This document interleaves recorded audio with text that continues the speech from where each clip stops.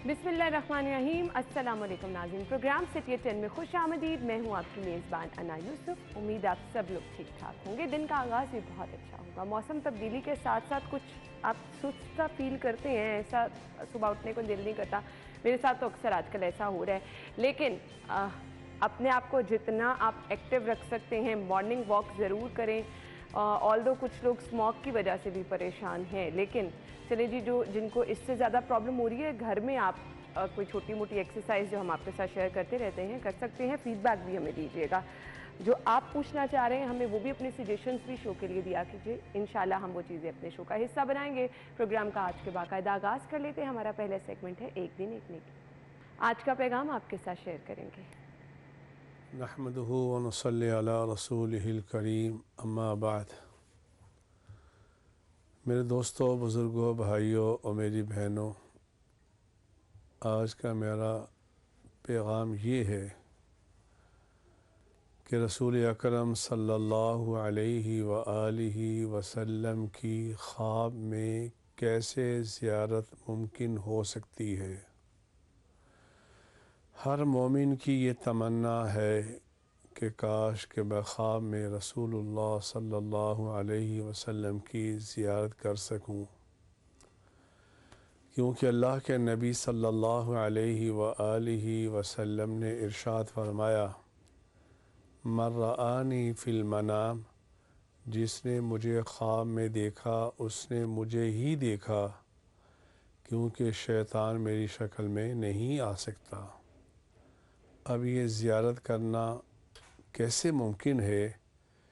तो मेरे भाइयों, मेरी बहनों, इसका आसान तरीक़ा ये है, कसरत के साथ रसूलुल्लाह सल्लल्लाहु अलैहि वसल्लम पर दुरूद शरीफ पढ़ना शुरू कर दें।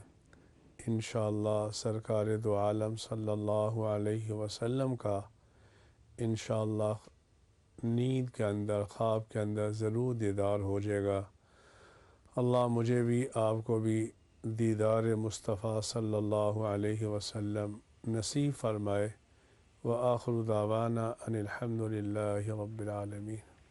आमीन सुम आमीन। आज की खबरें क्या हैं, उनकी तरफ आ जाएंगे। आज की पहली खबर लीड स्टोरी है जी। दो बड़े अस्पतालों में एक्सरे फिल्में खत्म, मरीज प्राइवेट लैब्स में जाने पर मजबूर।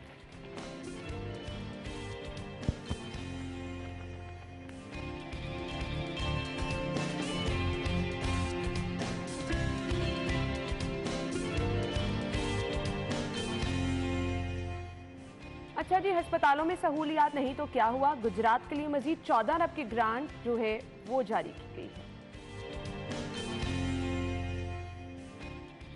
इसके बाद अगली खबर हमारे पास है जी, जो आपके साथ शेयर करेंगे हम।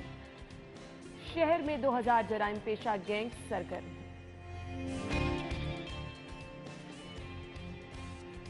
और शाहकाम चौक फ्लाईओवर मंसूबे का इफ्तिताह।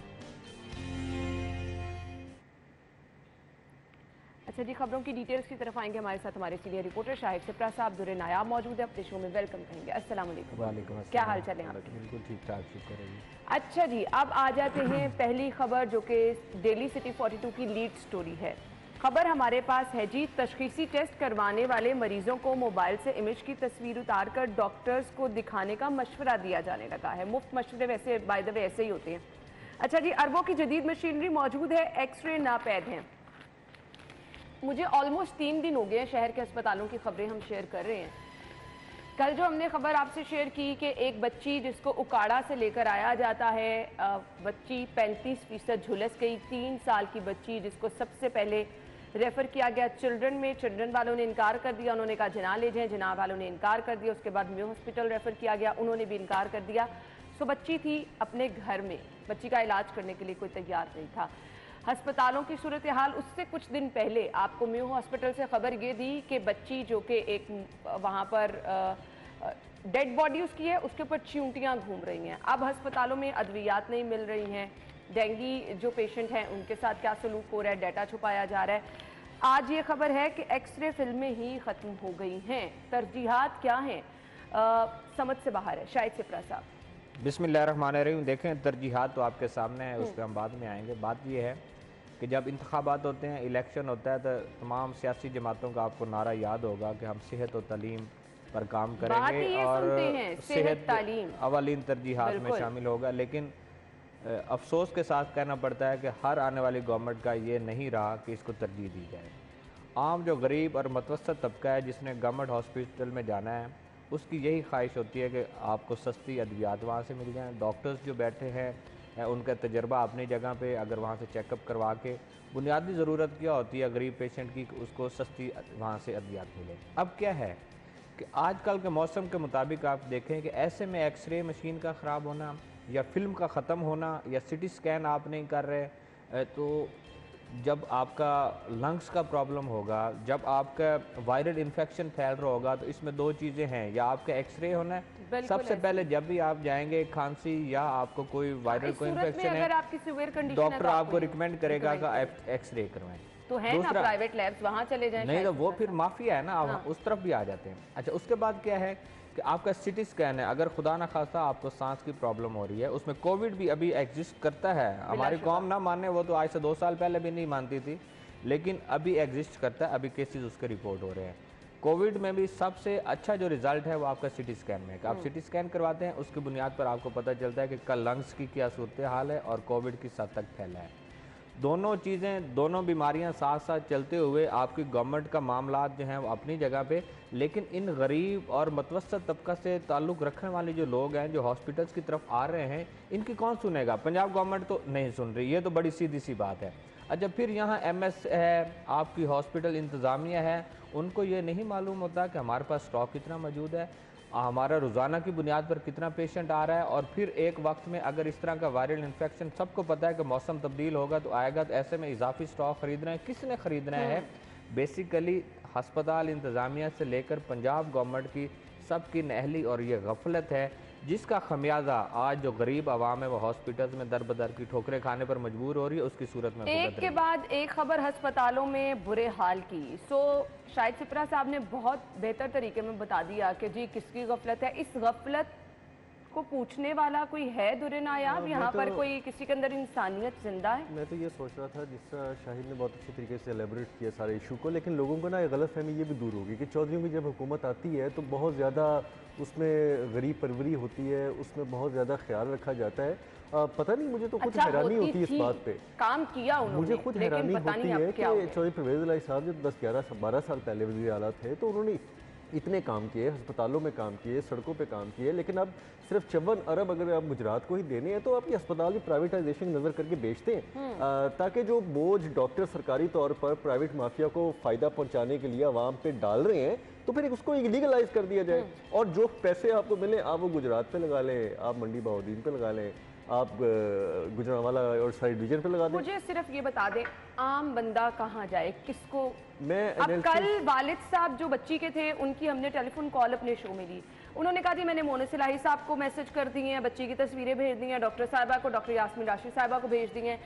इसके अलावा मैं जहाँ जहाँ तक पहुँच सकता था मैं पहुँच गया हूँ, पर मेरी बच्ची की कोई भी इस वक्त पंजाब में क्या हो रहा है, अगर आपने 20-20 साल का एक कब्जे का तनाज़ा छुड़ाना हो तो ऐवान वज़ीर आला में जिन साहब का आपने नाम लिया उनको मैसेज आए तो छुट्टी के दिन LDA आके डिमोलिश कर देता है। आपने देखा ये हालात ना, मतलब कि ये दफ्तर पता नहीं कैसे पहुँचते हैं LDA वाले।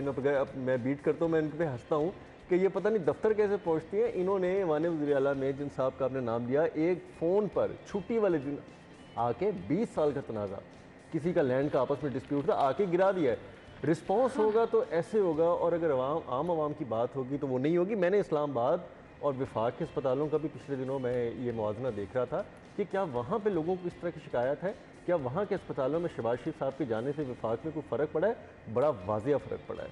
वहाँ पे शहबाज शरीफ साहब के जाने से एक जो थोड़ा बहुत सिस्टम में होता है ना कि हिलजुल है, पता नहीं क्या कर देगा, वो कहीं नहीं भी जाते होंगे, लेकिन फ़र्क पड़ा। अब पंजाब में क्या हुआ, आप निश्तर देख लें, आप रहीम यार खान देख लें, आप मुल्तान देख लें, आप लाहौर के मेट्रोपॉलिटन के सारे अस्पताल देख लें, आप लोगों के मसाइल देख लें, और एक हमारी वज़ीर हैं उनके झूठ के कलाबे जो आसमान से वो ज़मीन से मिलाते हैं, आप उनकी बातें सुन लें तो आप समझते हैं कि किसी के एहसास और दर्द दिल वाली बात बीच में रह गई है। जी, सवाल ही नहीं पैदा होता।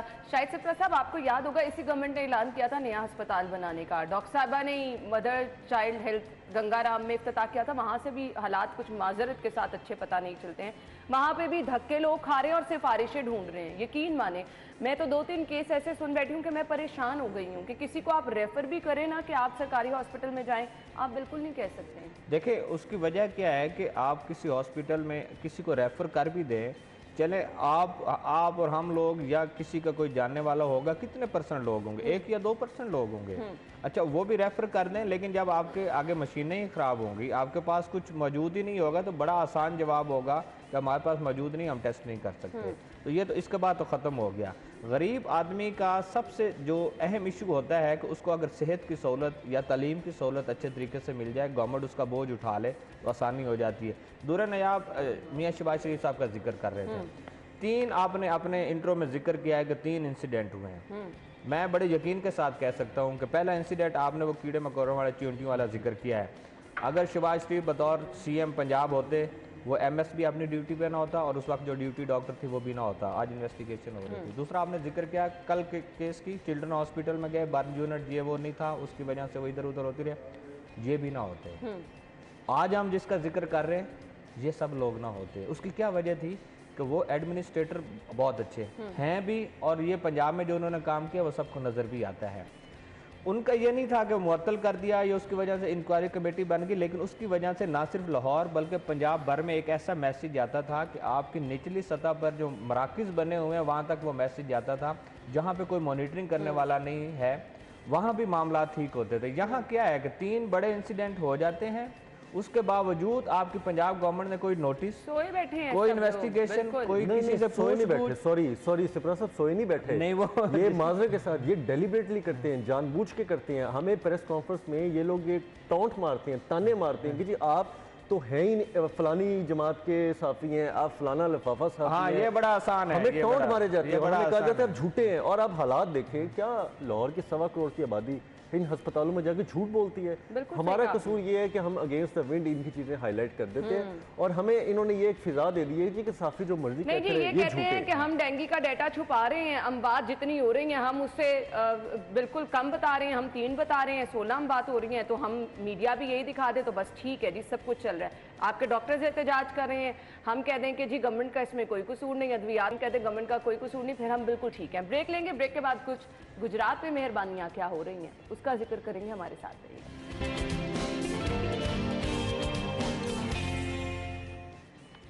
Welcome back. खबर है जी, वजीर आला ने अपने जिले के लिए सबसे ज्यादा सप्लीमेंट्री ग्रांट मंजूर की है। मोनस चराही के हल्के के लिए 30 अरब की मंजूरी दे चुके हैं। दूर नायाब वजीर आला गुजरात के लिए, हाँ, मेरे मतलब को उस तरह ना किया जाए कि मैं उनको वजीर आला गुजरात कह रहा हूँ। वजीर आला ने गुजरात के लिए अच्छा इतने फंड कर दिए, 54 अरब रुपए। और हमारे अच्छा, अली ने ये भी खबर दिया कि वजीर आला के सवाबदीदी फंड में 17 अरब का इजाफा। बहुत ज़ाहिर बात है जी, आप एक पहले हेड क्रिएट करते हैं, उसके बाद उसमें पैसे डालते हैं, फिर वहाँ से किसी अपने प्रोजेक्ट में निकालते हैं। और ये माजी में ना ये ऐसी बातें करते थे, मैं हैरान होता था कि जी सेहत के पैसे जो हैं वो सड़कों पे लगा दिए, तालीम के पैसे जो है वो अपनी ख्वाहिशात पे, अपनी शाहाना अखराजात पे लगा दिए, लाहौर पे लगा दिए, लाहौर पे इतराज़ था। अब इनके हालात देखें। अब मैं इमरान खान इज़्ज़त माब हमारे मोहतरम साबिक़ वज़ीर आज़म है, मैं उनसे रिक्वेस्ट करता हूँ कि कम अज़ कम जिस तरह वो लाहौर पे तनकीद करते थे, गुजरात पे भी थोड़ी सी कर लेना। आप रहीम यार खान पे भी पैसे लगने चाहिए, आपके तोमसा पे भी, जो जिस तरह बुज़ार साहब ने नवाज़शात की थी, तो निश्तर में भी थोड़े लगा देते ना। आज ये डेड बॉडीज़ वाले इशूज़ तो ना वहाँ पे रेज होते। आप वसाइल का इतना बेदरेग इस्तेमाल करते हैं और इतना ज़्यादा नाइंसाफ़ी करते हैं, लेकिन जब आप वो खुद करते हैं तो फिर किस मुंह से आप अपना आप कोई शीशे में देखते होंगे। मैं तो सब सियासतदानों से सिर्फ एक बात हल्की सी करता हूँ, बात ये है कि जी आप चाहे वज़ीर आला उस वक्त शहबाज शरीफ साहब थे, चाहे अब आपके बुज़दार साहब हैं, और बुज़दार साहब थे और अब आपके परवेज़ लाई साहब हैं। हर वज़ीर आला की अपनी तरजीहात होती हैं और वो नज़र आती हैं। इंसाफ वहाँ होता है जब आप मसावी तकसीम करते हैं वसाइल का। किस वज़ीर आला ने वसाइल का मसावी तकसीम की है? हर एक ने अपनी प्रायोरिटी की है, लेकिन प्रायोरिटीज़ में लगाया है, रैशनलाइज किया है कि पूरे पंजाब में जहाँ जहाँ पैसे लगने चाहिए लग रहे हैं। किसी ने मेट्रोपॉलिटन सिटी पे तवज्जो दी, किसी ने अपने इजला के जनूबी पंजाब पे तवज्जो दी, अब इन्होंने गुजरात पे तवज्जो दी है। लेकिन बाकी जो महरूमियाँ हैं दीगर शहरों में 36 से देखिए, ज्यादा तवज्जो देना एक अलहदा बात है और बिल्कुल बाकी जगहों को नजरअंदाज करके मेहरबानियां करना। लाहौर में हो रहा है। सिपरा साहब को मैं ये आखिरी बात करके बॉल इनके कोर्ट पे फेंक दो। लाहौर पे तवज्जो गुजरात के वज़ीर आला साहब दे रहे हैं। वो ऐवान वज़ीर आला अपनी एनेक्सी, अपने अखराजात, अपने खाने के अखराजात, चाय के अखराजात को बड़ा वो छतों पे लग रहे हैं, लेकिन नहीं लग रहे तो आवाम के लिए एक्सरे फिल्म नहीं है, टेस्टों के पैसे नहीं है, पैनाडोल नहीं है, डेंगू टैक्स 90 रुपए में नहीं मिल रहा। पता नहीं क्या क्या हालात हैं गरीब। अच्छा दुर्रा, ये बताएं कि ये 54 अरब ये रवा माली साल में लगेगा, इस्तेमाल होगा? मेरा तो ख्याल है जो स्पीड है रवा माली साल में 3 तरह से ये पैसे सर्कुलेट कर लेंगे। ये तो 3 महीने में लगा देंगे जिस स्पीड से पैसे दे रहे हैं। नहीं, 3 महीने में कैसे लगेगा? हमें हर दूसरे दिन ये स्टोरी दे रहा है कि जी आज 12 अरब दे दिए, 7 अरब दे दिए, 14 अरब दे दिए। ये तो सिपरा साहब आपके अकाउंट में आने की बात है। उसके बाद इन्होंने टेंडर करने हैं, 2 मार्च 4.25 54 12 अरब के टेंडर्स पता भी नहीं लगने कहाँ गए। सड़कों के टेंडर, इमारतों के टेंडर इन्होंने आगे बनाने हैं बड़े बड़े, लेकिन आपको ये लगे हुए कहीं नजर नहीं आएंगे। ये गारंटी बात है। आएंगे ये यकीन के साथ नजर आएंगे जहाँ पे इन्होंने इन नए इजला में, जहाँ पे इन्होंने ज़मीनें औने पौने दामों खरीदी हैं और जहाँ पे इन्होंने नई इमारतें बनानी हैं, जहाँ पे इन्होंने नए सेक्रेटेरिएट्स बनाने हैं, उनके इर्द गिर्द किन सियासतदानों की ज़मीनें आप इन्वेस्टिगेट कर लें। इसमें तो कोई ढकी छुपी बात नहीं है। ये तो खुली किताब की तरह है। पैसे लगेंगे, वहाँ पे नई सड़कें भी जाएंगी, वहाँ पे शाहरात जो हैं वहाँ तक पहुँचेंगी, वहाँ पे वो एरिया आबाद होंगे, करोड़ों की ज़मीनें अरबों में पहुँचेंगी। तो ये कारोबार तो अरूज पर होगा। आप आने वाले वक्त में देख लीजिएगा नए इजला के साथ। बिल्कुल। शाहिद सिपरा साहब, गुजरात पे जो ये मेहरबानियाँ हो रही हैं, मुझे सिर्फ ये बता दें, अगर ये सिलसिला इसी तरह से ही चलता रहा, मुझे तो अभी इलेक्शन जल्दी होते नजर नहीं आ रहे, तो ये लंबा अरसा फिर मेरे ख्याल से सब कुछ गुजरात की तरफ ही जाता रहेगा। इलेक्शन जल्दी होने भी नहीं चाहिए। क्यों होने चाहिए? हम ये इसी बात के मुतहम्मिल हैं कि रोज़ाना अभी कोई एक ही हलके पे एक ही कैंडिडेट को खड़ा करके आपने लाखों रुपए का अखराजात करवा दिए, आप फिर दोबारा उसी हलके में कह रहे हैं कि महीने बाद फिर इलेक्शन होगा। तो ये मुल्क इस बात का मुतहम्मिल तो नहीं है। एक तरफ आप कहते हैं सैलाब ज़दगान का इशू है, एक तरफ कहते हैं कि हम दिवालिया की तरफ जा रहे हैं, दूसरी तरफ इन चीज़ों पे रहना है।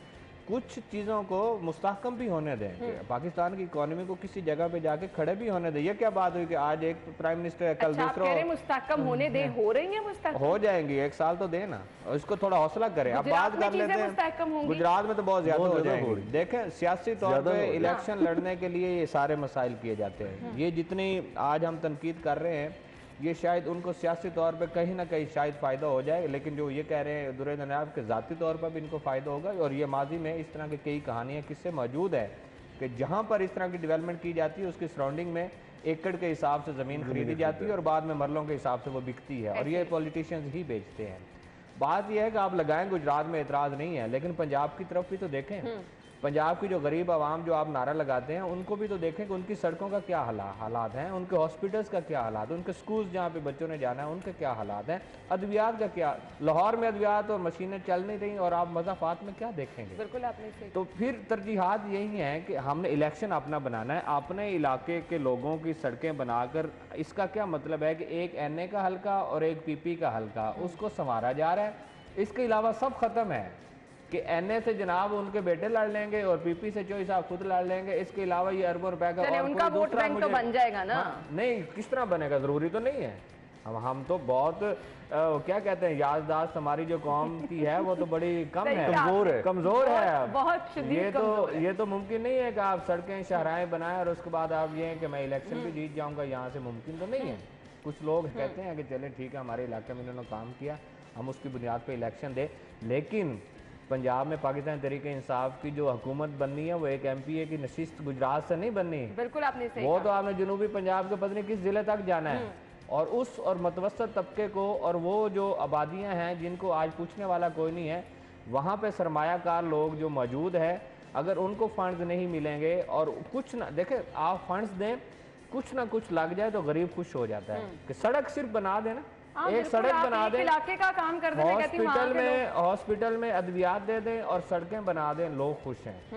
तो आप उस सारी चीजों को, कभी सप्लीमेंट्री ग्रांट है, कभी सवाबदीदी फंड है, कभी NA के कोई NA फंड का सवाब आप ही को मिलना है। आप इनकी इखलाकियत की हालत देखिए। शाकाम फ्लाईओवर का संग बुनियाद रखा उस्मान गुलजार साहब ने, हमजा शहबाज साहब वज़ीर आला है, उन्होंने कहा कि नहीं अच्छा नहीं लगता ये, चूंकि उनका मनसूबा था मैं इसका इफ्तिताह नहीं करूँगा। चौधरी साहब ऐसे पैराशूट हुए हैं कि उन्होंने आते ही हम ब्रेक के बाद आकर बात करते हैं। कल बाय द वे इसका इफ्तिताह भी हो गया है। नाज़रीन ब्रेक लेंगे, ब्रेक के बाद आते हैं हमारे साथ।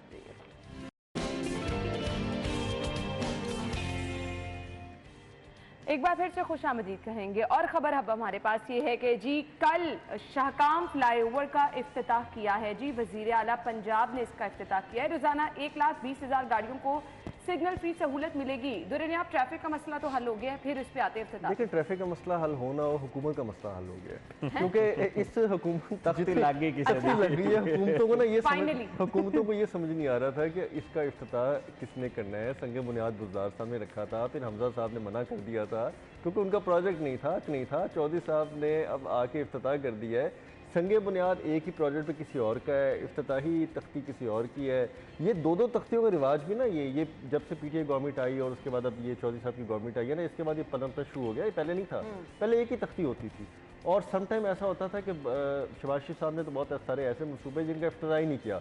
ख़ासतौर पर पंजाब यूनिवर्सिटी के अंदर से गुजरने वाली जो नई रोड क्रीम ब्लॉक को जाती है, इसका इफ्तिताह उन्होंने नहीं किया था, बस संगे बुनियाद रखा था। उसके बाद इसको ओपन कर दिया गया था। इसी तरह 2-4 ऐसे प्रोजेक्ट्स और भी लाहौर में हैं जिनका सिर्फ संगे बुनियाद रख के उनको ओपन कर दिया गया था।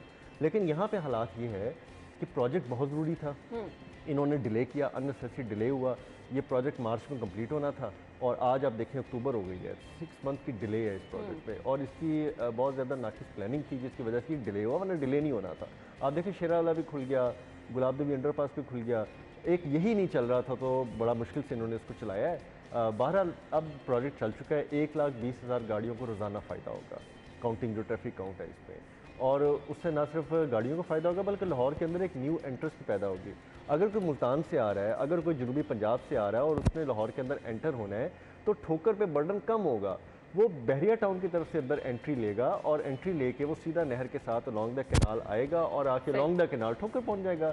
इसके ना होने की वजह से जो ट्रैफिक सारी इस रूट के अंदर यूज़ करती थी, तो उसने जौहर टाउन जाना है, उसने किसी भी आबादी की तरफ जाना है, फिरोजपुर रोड को टच करना है, टाउनशिप आना है, किसी जगह भी जाना है, तो उसको पहले ठोकर जाना बड़ा ज़रूरी होता था। फिर वो ठोकर का तवाफ़ करके फिर वो वापस लाहौर के किसी हिस्से में आता था, जिसकी वजह से ठोकर बर्डनाइज था। और वहाँ पे ना सिर्फ लंबी कतारें लगती थी बल्कि आगे पुलिस के नाके पे भी कई मिनट जो है ना लोगों को ख्वार होना पड़ता था। अब एक नया रूट बना है, इस नए रूट के साथ एक और नए रूट बनने की भी बड़ी अशद ज़रूरत है, बड़ा ज़रूरी है, वो है रिंग रोड की तकमील।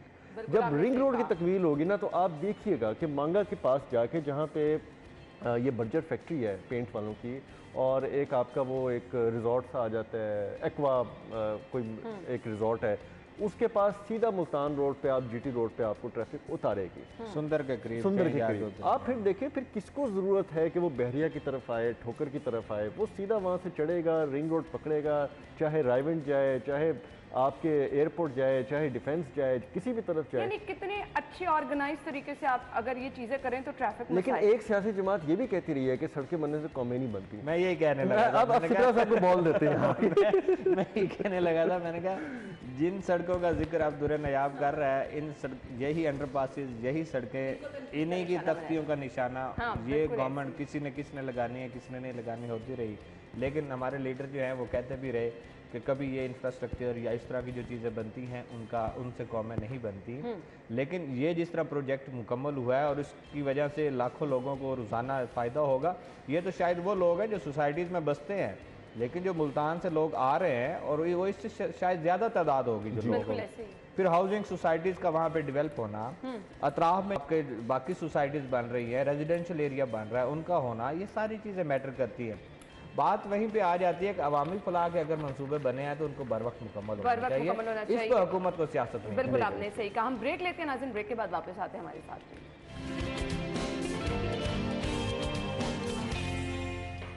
खुश आमदीद। ब्रेक के बाद आपको एक बार फिर से कहेंगे, खबर ये है जी इरफान मलिक की शहर में 2000 जराइम पेशा गैंग्स का इंकशाफ हुआ है। अब ये दूसरा पार्ट मुझे समझ नहीं आ रहा, डॉन जेलों से हुक्म चलाने लगे हैं, ये क्या कहना? ये बड़ा संगीन मसला है। अगर इसको गवर्नमेंट संजीदा ले तो ये पूरी दुनिया में इस तरह की चीज़ें होती हैं, लेकिन जहाँ पर आपको मोबाइल सर्विस अलाउ ना हो, जहाँ मोबाइल अलाउ ना हो, जहाँ आपका राब्ते का कोई ज़रिया ना हो, उसके बावजूद अगर कोई बैठा है, कोई क्रिमिनल माइंड बंदा है जिसको जेल हुई है, सज़ा वो काट रहा है, और वहाँ से बैठ कर इस तरह के मामलात और उसने आगे अपने बंदे रखे हैं, उसके ज़रिए बता लेने की भी वारदातें होती हैं, टारगेट किलिंग की वाक़यात भी होते हैं। तो ये सारी चीज़ें, ये बड़ा संगीन मसला है, इसको लाइट नहीं लेना चाहिए था।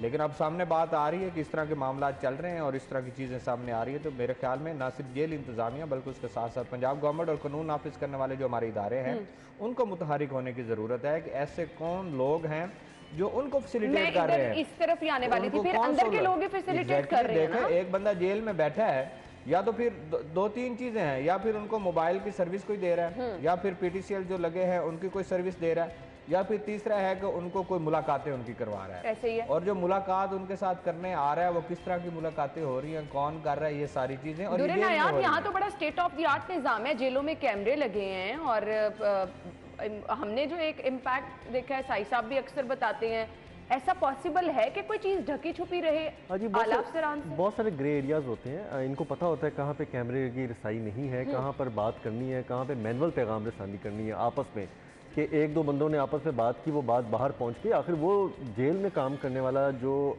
और जो फोर्स का बंदा है वो तो जेल से बाहर जाता ही है ना। पता चला इनकी प्रॉपर एक इशारों की लैंग्वेज भी होती है जिनमें ये बातें, इशारों की लैंग्वेज भी होती है, नज़रों की लैंग्वेज भी होती है, फिर कुछ बातें जो है वो तयशुदा भी होती हैं, कुछ तारीखों की लैंग्वेज भी होती है, कुछ मेरे पास बहुत कम है, एक कमेंट चाहिए फिर मैं इसको माइंड बिल्कुल। इस पे सिप्री ने बहुत अच्छी बात की, हसास इदारों को नोटिस लेना चाहिए और खुद इसको आइडेंटिफाई करना चाहिए, जो उसमें जेल वार्ड के जेल बंदे भी मुलाजिम भी इन्वॉल्व हैं, उनके खिलाफ कार्रवाई हो। बिल्कुल, अल्टीमेटली मुश्किलात किसके लिए हैं? परेशानियां आम आवाम के लिए, अगर ये मसाइल हल नहीं होंगे। बहुत बहुत शुक्रिया आपके वक्त के लिए।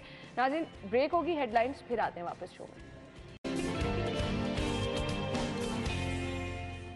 प्रोग्राम सिटी 10 में आपको खुशामदीद कहेंगे। आज का प्रोग्राम हमारा अहम इसलिए भी है क्योंकि हर किसी को शिकायत रहती है कि चीज़ें मैनेज मेरे से नहीं हो पा रही हैं, मैं कुछ करना भी चाहूँ तो नहीं हो पा रहा, पूरे दिन का मुझे अक्सर लगता है कि मेरे कोई ना कोई काम रह गए हैं, मैं जितना मर्जी टाइम मैनेज कर लूँ कुछ ना कुछ ऐसा हो जाता है कि दिन के एक दो काम रह जाते हैं। टाइम मैनेजमेंट, वक्त की अहमियत। अच्छा जी, एक चीज़ तो वाज़ेह है, वो लोग कामयाब हुए हैं, हमारे सामने बहुत बहुत बड़ी मिसालें मौजूद हैं जिन्होंने वक्त की कदर की है। वक्त की कदर करने वाले कभी नाकाम नहीं होते, थोड़ा सा चाहे देर से कामयाबी उनका मुकद्दर बनती है। अब वो लोग जो कि कहते हैं कि हम काम करना चाहते हैं, हमसे टाइम पे हो नहीं पाता, वजूहात क्या हैं? टाइम मैनेजमेंट कितनी ज़रूरी है? वक्त पे काम करना, कुछ काम ऐसे होते हैं ना कि अगर आप उसको वक्त पे नहीं कर रहे, बाद में कर भी लें तो उसका कोई फ़ायदा नहीं होता। फ़ायदा क्या, बल्कि उल्टा आपको कभी नुकसान भी हो जाता है क्योंकि उसका टाइम गुजर चुका होता है। सो ये टाइम मैनेजमेंट कितनी ज़रूरी है, किस तरह से आप कर सकते हैं, और सम टाइम आपको लगता है कि आप गैर ज़रूरी काम पहले कर गए हैं, जो काम करने वाला था वो तो आपने किया ही नहीं है। इस काम को आप बेहतर तरीके से कैसे कर सकते हैं, वक्त को बेहतर तरीके से यूटिलाइज करते हैं, ये हम आज के शो में बात करेंगे। हमारे साथ मारूफ उस्ताद मौजूद हैं।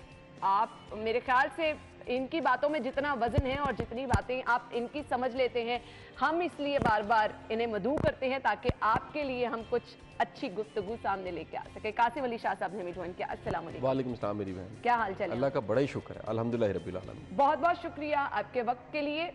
वक्त की कदर, वक्त की अहमियत, पहले कुछ इस पे रोशनी डाल दें फिर आते हैं। अच्छा देखिए, एक तो ऐसा मौजू है, एक बड़ा वर्सटाइल सा मौजू है जिस पे लेक्चर, किताबें, बातचीत, स्कूल में हम मज़ामीन लिखते थे वक्त की कदर पे, उसके बावजूद आपको बड़े लोग वक्त की कदर करते नज़र नहीं आएंगे। अच्छा, वक्त की कदर को, वक्त पे पहुंचना सिर्फ वक्त की कदर नहीं है।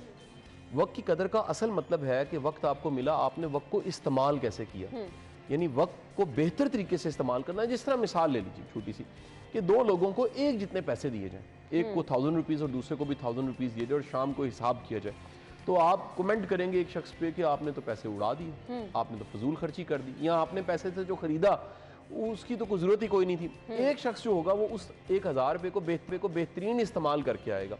अच्छा, ऐसा भी मुमकिन है वो शाम को इस्तेमाल किया ही ना हो। अच्छा, ये पैसे के साथ तो मुमकिन है इस्तेमाल ना किया हो, आपने हाथ खींचा जेब में डाल लिए, वक्त ने गुजरना ही गुजरना है। यानी ये तो नहीं हो सकता कि कोई अगर चाहे अपने वक्त को रोक ले, वक्त ने गुजरना है। दिन ने 24 घंटे का ही रहना है, हफ्ते ने 7 दिन का, महीने ने 30 दिन का, साल ने 365 दिनों का। अब जब वक्त ने गुजरना है तो आपका कमाल है कि आप इस वक्त को भले में कैसे इस्तेमाल कर रहे हैं, यानी प्रोडक्टिव यूज कैसे कर रहे हैं। दुनिया में दो तरह के लोग हैं, कुछ वो लोग हैं जो प्रोडक्टिव यूज करते हैं, वो बहुत सा काम करके दिखा देते हैं। कुछ वो लोग हैं वो भी उतनी जिंदगी जी के जाते हैं, यानी 60-70 साल की जिंदगी उन्होंने भी जी होती है, लेकिन वो एक आम सी ज़िंदगी होती है, उसमें कोई ख़ास बड़ा काम, बड़ी अचीवमेंट नहीं होती। सही। लोग रोते रहते हैं जी हमारे वक्त में बरकत कोई नहीं है, हम ज़्यादा काम नहीं कर पाते। तो मैं चाहूँगा कि आज की इस सारी गुफ्तगू में हम कोई 2 3 4 नुक्ते ज़रूर निकाल लें, पॉइंट्स निकाल लें। मैं चाहूँगी सबसे पहले कुछ स्टूडेंट्स के लिए बता दें कि उन्होंने वक्त को कैसे यूटिलाइज करना है। एक कुछ बेसिक प्रिंसिपल्स हैं। बेसिक प्रिंसिपल्स में मैं बेसिक प्रिंसिपल्स के बाद थोड़ी एक्सपर्ट्स पे चला जाऊँगा, थोड़ी सी प्रोफेशनल राय देना चाहूँगा। बेसिक प्रिंसिपल ये है कि वक्त को अहम समझने वाला, कीमती समझने वाला ही वक्त की कदर कर सकता है। यानी टाइम मैनेजमेंट का बेसिक प्रिंसिपल ये है कि if it's a valuable thing और ये एक बड़ी कीमती चीज़ है, ये बड़ी काबिल कदर चीज़ है, तो फिर तो आप इसकी कदर करेंगे। सही। अगर आपके लिए इसकी वैल्यू कोई नहीं है, यानी दिन गुजर गया और आपको इसकी एहसास से ज़िया नहीं हुआ, आपको ज़ाया जाने का एहसास ही नहीं हुआ, आपको यही नहीं ख्याल आया कि यार ये मैंने वक्त ज़ाया कर दिया, यानी आपने वो जो वेस्ट होने का, टाइम के, एनर्जी के, रिसोर्सेज के वेस्ट होने का, अपने खुद के वेस्ट होने का अगर आपको एहसास नहीं हुआ, तो इसका मतलब है कि फिर आपका चैलेंज है। पहली बात तो कदर यही है कि इसको आप वैल्यू दीजिए। दूसरी बात ये है, इस वक्त को भले में वो इस्तेमाल कर सकता है जो प्रायोरिटीज क्लियर करता है। प्रायोरिटीज का मतलब है तरजीहात, क्या क्या करना है, क्या क्या नहीं करना। मिसाल लीजिए, मैं सुबह का दूसरा टीवी प्रोग्राम कर रहा हूँ और इसके बाद भी मेरी को मसरूफियात हैं कि जो कुछ मैं कर रहा हूँ अगर मेरी तरजीहात में शामिल नहीं है तो मैं नहीं कर सकता। प्रायोरिटीज का क्लियर होना, वेल डिफाइन होना कि ये मेरी जिंदगी में कोई भी चीज क्यों है। यानी हर किसी को पहले ये डिफाइन करना है कि उसकी जिंदगी में इस चीज की कितनी अहमियत है। आप यहाँ पे मौजूद हैं। सिंपल, यानी कि आपकी प्रायोरिटीज क्लियर है, आप ज्यादा प्रोडक्टिव हैं। तीसरी बात ये है कि आपने देखना होता है कि ये मेरी प्रायोरिटीज क्लियर है, मैं इनको कौन सा टाइम दे रहा हूँ। अच्छा, वक्त एक सा नहीं होता। ये आज एक नई बात करूँ टीवी पे, वक्त जिस तरह टीवी का प्राइम टाइम है ना, वो प्राइम टाइम वैसे क्या है जी, शाम 7 से शुरू हो जाता है, रात 11 बजे तक। मॉर्निंग शोज का भी एक प्राइम टाइम है, वो आपको पता है, मुझे पता है।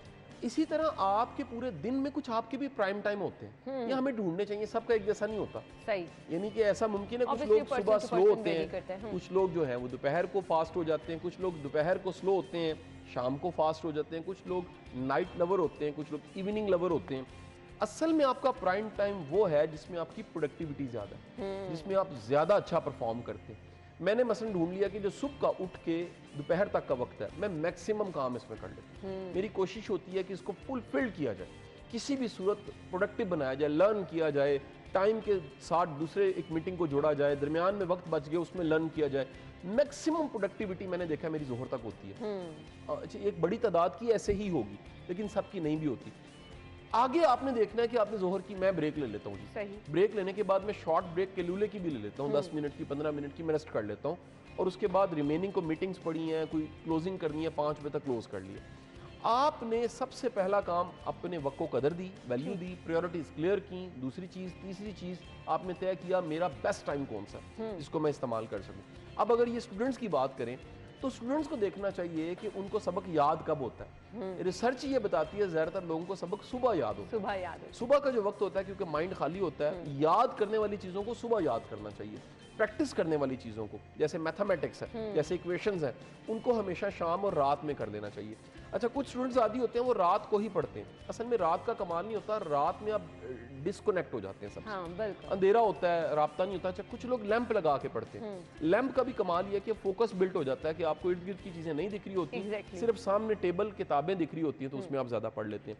फिर मैं कहता हूँ स्टूडेंट्स को अपनी कॉपी पे, डायरी पे रोज़ की प्लानिंग करनी चाहिए कि आज मुझे किस सब्जेक्ट को टाइम देना है। वो जो सब्जेक्ट वीक है वो अलामत है कि आपने उसको टाइम नहीं दिया। आपने टाइम नहीं दिया तो वीक हो गया। मैं कहता हूँ रिश्ते वो वीक हो जाते हैं जिनको टाइम नहीं दिया जाता। सेहत को टाइम ना दिया जाए, सेहत अच्छी नहीं रहती। स्टडी को टाइम ना दिया, स्टडी अच्छी नहीं। हमें लोग कहते हैं कि शाह साहब इतनी टॉपिक्स पे बात कैसे कर लेता हूँ। मैं कहता हूँ मैं सीखता रहता हूँ, मैं कंटेंट की टीम से हेल्प लेता हूँ, मैं गूगल पे जाता हूँ, मैं यूट्यूब पे जाता हूँ। मैंने सुबह जितनी आज गाड़ी खुद चलाई है, तो जितना सफ़र किया इसमें कितनी चीज़ें यूट्यूब पे सीखी हैं। देखिए ऑडियोज, कान तो खुले, इस्तेमाल करें उनको भले से। मैं तो गाड़ी को यूनिवर्सिटी कहता हूँ जी, इससे अच्छी यूनिवर्सिटी कोई नहीं हो सकती कि ट्रैवल करते कितना कुछ सीखा जा सकता है। मैं समटाइम जो है जी, वो एक जगह से दूसरी जगह 20 मिनट का फासला मैं तय करता हूँ, 20 मिनट की अच्छी वीडियो कौन सी मिल सकती है, उसको क्यों मैं लगा लेता हूँ, ये हिस्ट्री में रख लूँ। जब टाइम मिलेगा तो 20 मिनट्स में वीडियो सुन लेंगे। वीडियो सुननी है, देखे ना, ऑडियो सुन लें उसकी। सो आप अपने वक्त को भले से इस तरह इस्तेमाल कर सकते हैं। अब अगर टाइम है तो मैं थोड़ी सी आगे बात चलाऊँ, थोड़ी सी ये बात करूंगा एक किताब के हवाले से और एक इस पे सबसे अच्छे कंटेंट के हवाले से। ये बातचीत जो है दुनिया की बेस्ट सेलर बुक है, इसको कह लीजिए कुरान और बाइबल बिकने के बाद ज़्यादा बिकने वाली किताबों में शुमार किया जाता है, और इसका नाम है 7 habits of highly effective people, दुनिया के मौसर तरीन लोगों की 7 आदात। उन 7 आदात में वो जाके एक चीज़ बताता है कि दुनिया के जो मौसर तरीन लोग होते हैं वो समझ जाते हैं कि हमारे काम 4 किस्म के हैं, यानी टाइम की और कामों के 4 क्वाड्रेंट्स हैं। इनको समझने के लिए पहले बेसिक 2 कामों की किस्में समझ ली जाए। काम या अर्जेंट होते हैं या काम इंपॉर्टेंट होते हैं, यानी कोई भी काम क्या है, या अर्जेंट है या इंपॉर्टेंट है।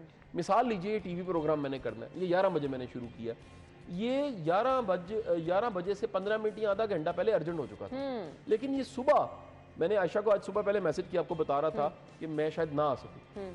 अब उस टाइम तक ये क्या है, ये इंपॉर्टेंट था, अर्जेंट नहीं था, क्योंकि आयशा इसको मैनेज कर लेती या आप इसको किसी तरह मैनेज कर लेते। लेकिन एंड टाइम पे जाके ये क्या हो चुका है, ये इंपॉर्टेंट भी हो चुका है, ये अर्जेंट भी हो चुका है। सो जिंदगी में कुछ काम इंपॉर्टेंट है, कुछ काम अर्जेंट है। 4 क्वाड्रेंट्स को समझना बड़ा जरूरी है। मैं अब यहाँ ड्रॉ करके नहीं दिखा सकता, लेकिन समझाऊंगा। जो पहला क्वाड्रेंट है, इज द फर्स्ट क्वाड्रेंट, ये वो क्वाड्रेंट है जिसमें अर्जेंट और इंपॉर्टेंट दोनों काम होते हैं। ये वो काम होते हैं जो अर्जेंट भी होते हैं और इंपॉर्टेंट भी होते हैं। मिसाल लीजिए, किसी ने अपनी सेहत का ध्यान नहीं रखा, उसको खुदा ना खास्ता अंजाइना शुरू हो गई है, हार्ट पेन शुरू है, प्रॉब्लम आई है। अब ये इंपॉर्टेंट था लेकिन अर्जेंट हो चुका है। अच्छा, ये सर पे पड़ गए। अच्छा, ये क्वाड्रेंट जो है स्ट्रेस का क्वाड्रेंट है। कोशिश करनी चाहिए कि हम इस क्वाड्रेंट में ना रहें, थोड़ी सी प्लानिंग करें, पहले से तैयार हों, दिन की प्लानिंग करें, दिन के स्केड्यूल्स बनाएं, दिन के शेड्यूल्स बनाएं।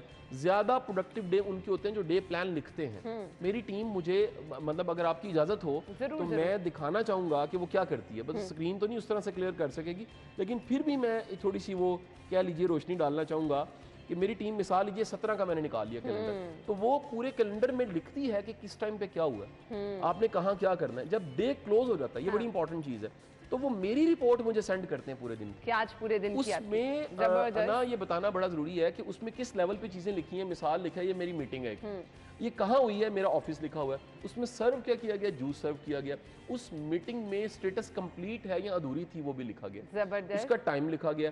यानी आउटडोर मीटिंग है, टीवी की है, टीवी का टॉपिक क्या था, एक एक चीज का रिकॉर्ड एचआर की रिपोर्ट में, मेरी रिपोर्ट, यानी जो अपने ग्रुप का मैं सीईओ हूं, हेड हूं, चेयरमैन हूं, मेरी भी रिपोर्ट बनती है। तो जो प्रोडक्टिव इदारे होते हैं वहां पर प्रोफेशनली हर चीज को वेल प्लान किया जाता है। हमने ये समझ लिया होता है कि जो तरक्की कर जाता है ना वो आजाद हो जाता है, वो आजादी बाय चॉइस होती है उसकी, लेकिन वो जानता है कि खुद को बाउंड किए बगैर टाइम को प्रोडक्टिव नहीं बनाया जा सकता। सो बाउंड करने के लिए क्या करें, पहले से लिखें। अगली जो क्वाड्रेंट है, सेकंड क्वाड्रेंट, टाइम है ना जी हमारे पास, जी। सेकंड क्वाड्रेंट है, ये वो काम है जो अर्जेंट नहीं है, इंपॉर्टेंट है। पहले समझ लीजिएगा, फर्स्ट क्वाड्रेंट में अर्जेंट भी था, इंपॉर्टेंट भी था, इसलिए स्ट्रेस का क्वाड्रेंट था। ये सेकंड क्वाड्रेंट जो है, ये सेकंड क्वाड्रेंट है जो अर्जेंट नहीं है, इंपॉर्टेंट है। लाइक वॉक, लाइक अच्छे रिश्ते रखना, लाइक इखलाक से मिलना, लाइक मैं इस दरवाजे पे एंटर हुआ हूँ तो गार्ड से लेके यहाँ तक मैं सबको सलाम करके आया हूँ। मुझे कोई घूर भी रहा था, कासिम अली इशारा, मैंने स्माइल लेके सलाम किया, उसको इजी कर दिया। मैं आता हूँ तो मैं आपको वार्मली आके मिलता हूँ, मेरी बहन आप कैसी है, ठीक ठाक है। ये क्या है, ये अर्जेंट नहीं है, ये इंपॉर्टेंट है। आपका इखलाक, आपका रवैया, आपके रिश्ते निभाना, आपका वॉक करना, आपका टाइम पे खाना खाना, अपनी सेहत का ख्याल रखना, रोज किताबें पढ़ना, नॉलेज गेन करना, ये क्या है, ये इंपॉर्टेंट है। विजन्स होना, गोल्स होना, ये अर्जेंट नहीं है, ये आज नहीं है, कल पूरे करने हैं, लेकिन आप क्या कर रहे हैं, इनको रख रहे हैं विजन और गोल्स को। सो सेकंड क्वाड्रेंट लीडर्स का क्वाड्रेंट है, ये बड़े लोगों का क्वाड्रेंट है। इस क्वाड्रेंट में वो लोग रहते हैं जिन्होंने डिलीवर करना होता है। ये रोज जो काम दिख रहे होते हैं ना, ये वो भी कर रहे होते हैं, लेकिन ये कुछ ऐसे काम भी कर रहे होते हैं जो दिख नहीं रहे होते, लेकिन उनका नतीजा आना होता है। यानी मिसाल ले लीजिए, मेरी पूरी जर्नी में, मैं इसलिए मिसाल देता हूँ, मैंने प्रैक्टिस करके देखा। जब मैं ट्यूशन पढ़ा रहा था तो मैं सोच रहा था कि मैंने इदारा बनाना है। जब इदारा बन गया तो मैं सोच रहा था कि मैंने ट्रेनिंग में आना है। जब मैं ट्रेनिंग में आ गया तो मैंने कहा मैंने ट्रेनिंग का इदारा बनाना है। जब मैं ट्रेनिंग का इदारा चला रहा था तो मुझे पता था मैंने सोशल मीडिया के जरिए ऐसा इंपैक्ट क्रिएट करना है कि फिर मैं टीवी पे भी आना शुरू हो जाऊं। तो मैं टीवी पे बैठा हूं इस वक्त। अब इसकी प्रेपरेशन वो ट्यूशन से शुरू हुई है। आज के दिन में कल और कल से आगे को सोचना, ये लीडर्स का काम होता है, ये बड़े लोगों का काम होता है। सो सेकंड क्वाड्रेंट जो है, ये विजन का क्वाड्रेंट है, ये बड़े लोगों का काम है। आ जाते हैं थर्ड क्वाड्रेंट की तरफ। थर्ड क्वाड्रेंट जो है, ये वो है जो अर्जेंट है, इंपॉर्टेंट नहीं है। अच्छा, इसमें अर्जेंट काम होते हैं, इंपॉर्टेंट नहीं होते। मैं छोटी सी मिसाल देता हूँ कि मुझे अभी कॉल आ जाए घर से कि यार बच्चे के स्कूल से कॉल है, उसे पिक कर लें। अच्छा, अब ये अर्जेंट है, हाँ, लेकिन इंपॉर्टेंट नहीं है, क्योंकि ये ड्राइवर भी ले सकता है, क्योंकि बेगम साहबा भी पिक कर सकती हैं। तो ये वो काम जो दूसरों को डेलीगेट किए जा सकते हैं। मैं मिसाल देता हूँ कि 10:30 बजे फर्ज करें प्रोड्यूसर की कॉल आई है कि 11 बजे आपका टॉपिक है टाइम मैनेजमेंट। अब मैंने प्रेपरेशन नहीं की हुई, फर्ज करते हैं, तो मैं अपनी कंटेंट की टीम को कहता हूँ मुझे इस पे कंटेंट ढूंढ के 15 मिनट के अंदर अंदर दें। ये क्या हो गया, ये अर्जेंट क्या था, इंपॉर्टेंट नहीं था, तो मैंने इसको डेलीगेट कर दिया। बिल्कुल सही। वो काम जो दूसरों को दिए जा सकते हैं, वो कौन से काम होते हैं? वो काम होते हैं जो क्या होते हैं, अर्जेंट होते हैं, इंपॉर्टेंट नहीं होते। नेक्स्ट क्वाड्रेंट है जी, ये वो क्वाड्रेंट है, इसमें वो काम है, चौथा क्वाड्रेंट, जिसमें ना अर्जेंट है ना इंपॉर्टेंट। अच्छा, फिर उसमें क्या है? ऐसे ही बैठ के अखबार पढ़ना। शादी हो चुकी है, जरूरत है रिश्ता पढ़ना। बैठ के टीवी का चैनल लगा के आराम से पूरा दिन गुजारना, धूप में किन्नू टमाटर माल्टे खाना, ये यानी कि आप इजी हैं। ये लेयर का क्वाड्रेंट है। अच्छा, ये भी बड़ा जरूरी है, लेकिन इसमें सिर्फ रहना नहीं चाहिए हमेशा। कुछ लोग सिर्फ इसी में जिंदगी जी रहे होते हैं। जैसे मुझे याद है एक बड़ा पुराना वाकया, किसी ने ये लतीफ़ा हमें सुनाया कि जी किसी जगह पे लंगर खाने के बाहर दोपहर का वक्त था, एक बंदा खाना खा के निकला। तो वो खाना खा के निकला तो किसी सहाफ़ी ने माइक आगे करके पूछा खाना कैसा था। उसने कहा जी अल्लाह ताला इनको ज़िंदगी दे जिन्होंने लंगर खाना चलाया, खाना बहुत अच्छा था। उनका जी अब यहाँ क्यों बैठे हो? तो वो पंजाब में कहते रात का नहीं खाना। यानी कि तो वो अब दोपहर का खा चुके हैं, वो रात का खाना भी लंगर खाने से खा के जाना चाहता है। ये वो क्वाड्रेंट है जिसमें ना कोई काम है, ना लेना ना देना। ये लेयर का क्वाड्रेंट है। प्रेशर कुकर भी अपनी पीक पे जाता है तो वॉल्व आप ऑफ करते हैं उसका, बिल्कुल ऐसे ही है, ताकि वो प्रेशर रिलीज हो जाए। हमारी ज़िंदगी में संडे की छुट्टी, रिलैक्स हो जाना, शाम को घर चले जाना, इजी हो जाना, टांग पे टांग रख के कॉफी का कप पी लेना, ये वो वाला क्वाड्रेंट है। सही हो तो ये क्वाड्रेंट कभी छुट्टियों पे निकल जाना। अब छुट्टियों पे निकल जाना, ना कोई अर्जेंट है ना इंपॉर्टेंट है, आप उसको डिले कर लेते हैं, लेट कर लेते हैं। कई लोग तो अपने ट्रिप को भी बड़ा अर्जेंट होकर करते हैं कि जी बस आज नहीं तो फिर कभी नहीं। आपको अगर ट्रिप पे निकलना है तो ईजी हो, आसान हो, दोस्तों के साथ गपशप लगाना, फैमिली के साथ कोई दिल की बात कर देना, ना अर्जेंट है ना इंपॉर्टेंट। तो ये क्वाड्रेंट भी बड़ा जरूरी है। सो बड़े लोग जो होते हैं वो प्रोडक्टिव होने के लिए चारों क्वाड्रेंट्स को वाजा करते हैं। और मैं बता दूं, फर्स्ट क्वाड्रेंट से कम जाएं। हाँ, सर पे पड़ जाए अलग बात है। अगर आप अच्छे प्लानर हैं तो फर्स्ट क्वाड्रेंट में नहीं जाएंगे। फर्स्ट क्वाड्रेंट में लगातार रहेंगे तो क्या होगा, बीमार हो जाएंगे। आपको ये भी बता दूं, हमारी जो पुलिस के इस वक्त सुन रहे हैं SHOs, ये ज्यादातर बीमार क्यों होते हैं? आपको बड़ी पक्की बात, फील्ड का पुलिस ऑफिसर बीमार मिलेगा आपको, 80% बीमार है। क्यों बीमार है? वो फर्स्ट क्वाड्रेंट में रहते हैं। हर चीज अर्जेंट, हर वक्त वॉकी टॉकी पकड़ा हुआ है, अभी 15 की चल गई है जी, कॉल चल गई, कभी कुछ हो गया, कभी को मसला हो गया, कभी खिंचाई SP साहब ने कर दी है। ये जो हर वक्त स्ट्रेस में रहना है, इसीलिए लगातार एडमिनिस्ट्रेशन की जॉब में रहना वो बंदे को बीमार कर देता है। मैं रिकमेंड करता हूँ कि कभी कभी हमें OSD हो जाना चाहिए। मैं रिकमेंड करता हूँ कभी कभी छुट्टी लेनी चाहिए। मैं रिकमेंड करता हूँ कभी कभी फील्ड की जॉब से ऑफ भी करना चाहिए, क्योंकि अगर आप पोस्टिंग के बाद पोस्टिंग ढूंढते रहें तो आप बीमार हो जाते हैं। ये कईयों को बीमारी लग चुकी है, वर्काहोलिक हो जाते हैं। फर्स्ट क्वाड्रेंट वर्काहोलिक का, इससे बचना है आपने। सेकंड क्वाड्रेंट में रहना है ताकि आप फ्रेश रहें और आज के लिए ना जिए, अपने कल के लिए भी जिए। सम टाइम जिस तरह प्रिजर्व करना होता है ना, खाना बड़ा अच्छा बना जी, कल के लिए संभाल लें, नाश्ते में खाएंगे। सम टाइम अपने आप को प्रिजर्व करना होता है। आपको पता होता है कि अगर मैंने अपने आप को ना बचाया ना तो मैं 10 साल बाद इस हालत में नहीं हूंगा। और ये बहुत जरूरी है कि अपने आप को बचा के चले। मशीन वाली जिंदगी आपके लिए कहीं ना कहीं, जब मशीन के जैसे पुर्जे खराब हो जाते हैं ना, तो वो फिर पुर्जे खराब हो जाए तो वो फिर लगातार खराबी का बायस बनते हैं। छोटा सा मैसेज चाहिए। इतने बड़े मैसेज दे दिए।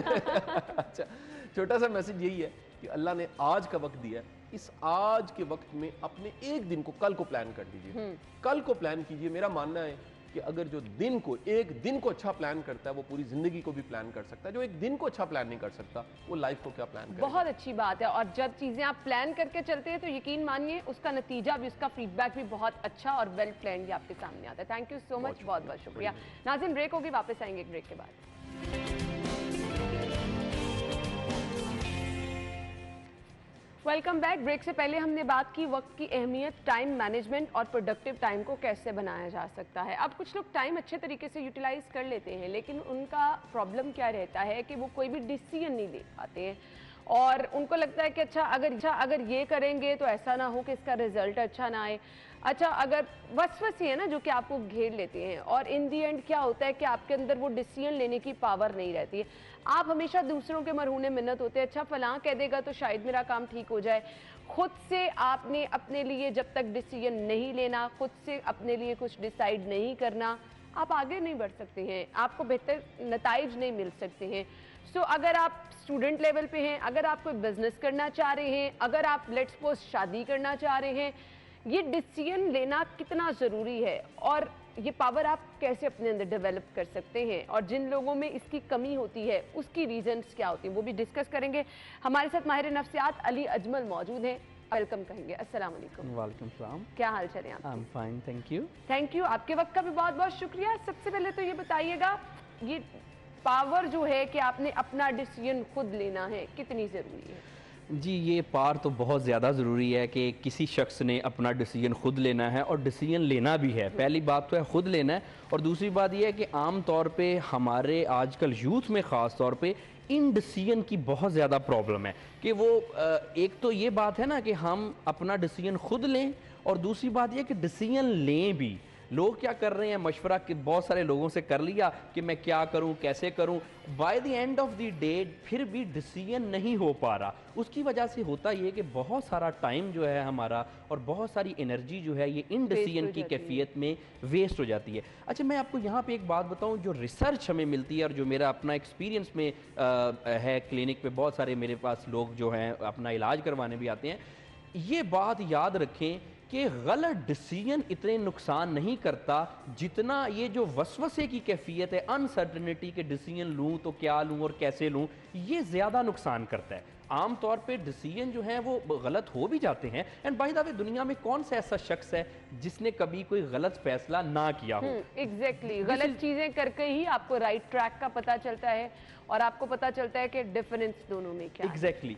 तो अब ये ना एक लर्निंग का प्रोसेस होता है। हम एक डिसीजन करते हैं, ऑब्वियसली सोच के करना चाहिए डिसीजन। ऐसे नहीं है कि बिल्कुल ही एक जैसे फाल के बेस पे जैसे तोता फाल निकालता वैसे बहरहाल डिसीजन नहीं करना चाहिए। लेकिन डिसीजन आप एक मुनासिब सोच के, एक कैलकुलेटेड रिस्क लेके हम डिसाइड करते हैं, उसके बाद फिर वो डिसीजन ख़राब होता है बाज़ औक़ात, और ज़्यादातर डिसीजन ठीक भी होता है। अच्छा, ये एक लर्निंग का प्रोसेस है इंसान की। दुनिया का हर बंदा इसी प्रोसेस से गुजरता है। अब ये जो कुछ लोग हैं जो डिसीजन नहीं ले पाते, आम तौर पे देखा गया कि इनकी शख्सियत ऐसी होती है कि आम तौर पे कॉन्फिडेंस की कमी होती है, नताइज को फेस करने की इनमें सलाहियत कम होती है, और बाय द वे ये नेगेटिव ही सोचते हैं कि अगर मैं ऐसा डिसीजन ले लूंगा तो कहीं ऐसा ना हो जाए, कहीं वैसा ना हो जाए, जिसको वो कहते हैं कि इरादा बांधता हूँ, सोचता हूँ, तोड़ देता हूँ, कहीं ऐसा ना हो जाए, कहीं वैसा ना हो जाए। तो ये जो ऐसा वैसे की एक वसवसे की कंडीशन है ना,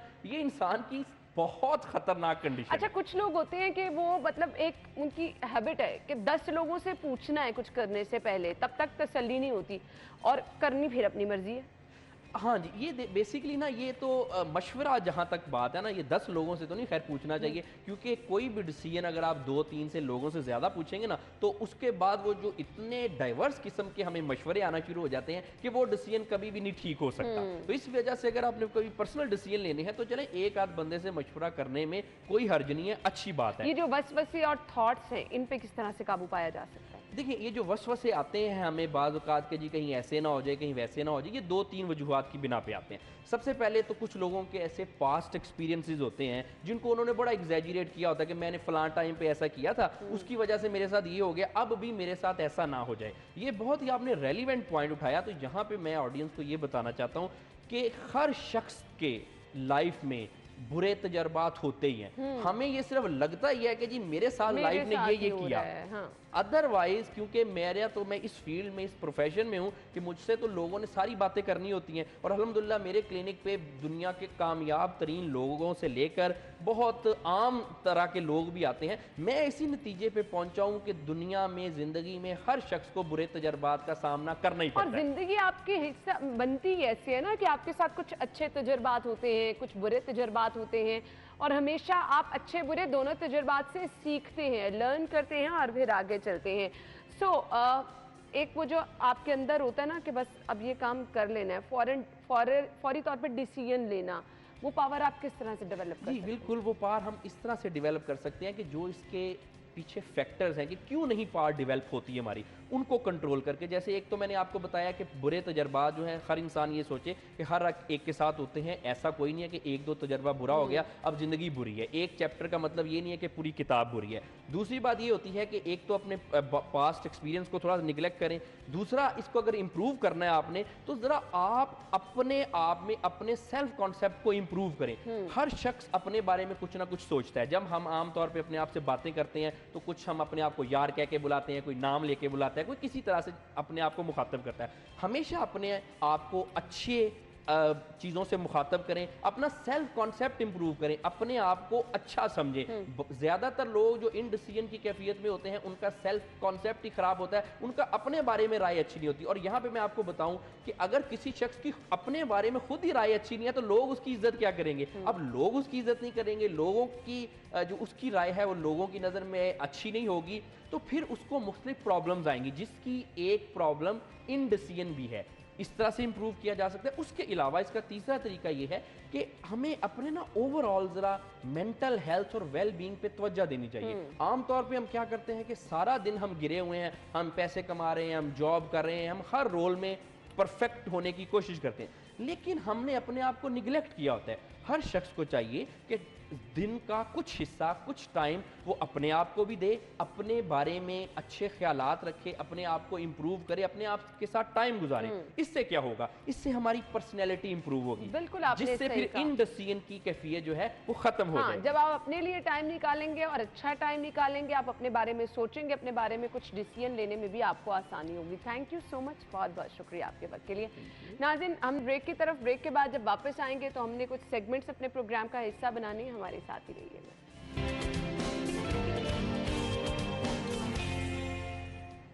वेलकम बैक। एक बार फिर से खुशामदीद कहेंगे और सेगमेंट शामिल करेंगे बिग स्क्रीन।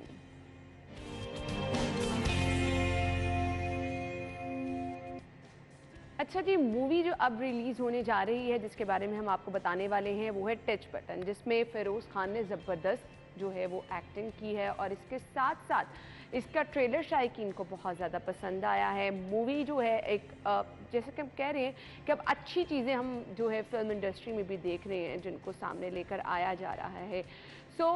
जैसे ये फिल्म रिलीज़ होगी तो हम आपको डेट भी मेंशन कर देंगे, लेकिन आपने 11 नवंबर को जी ये रिलीज़ हो रही है, आपको ट्रेलर दिखा देते हैं ताकि आप डिसाइड कर लें कि आप मूवी देखने जा रहे हैं या नहीं। और ज़बरदस्त एक्टिंग की है जी ईमान अली ने भी। आप मूवी देखिएगा, ज़रूर फीडबैक हमें दीजिएगा। हम अगला सेगमेंट शामिल करते हैं जो कि है माल का हाल।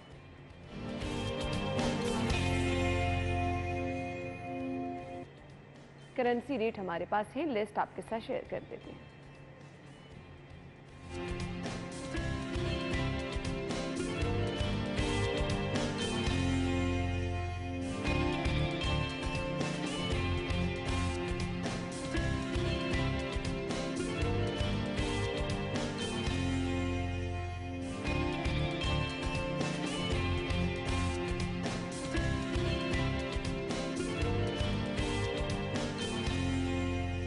करेंसी के रेट तो आपने जान लिए, सब्जियों के रेट ओपन मार्केट के उमर डार हमें बता रहे हैं। Over to you.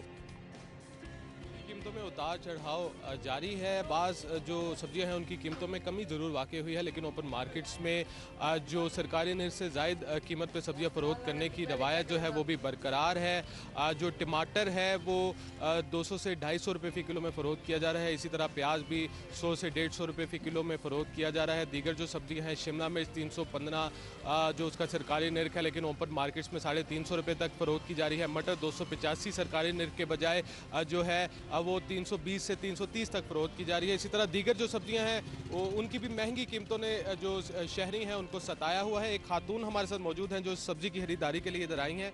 आप बताइएगा मैडम कि सब्जियों की महंगी कीमतों की वजह से क्या मुश्किलात दरपेश है?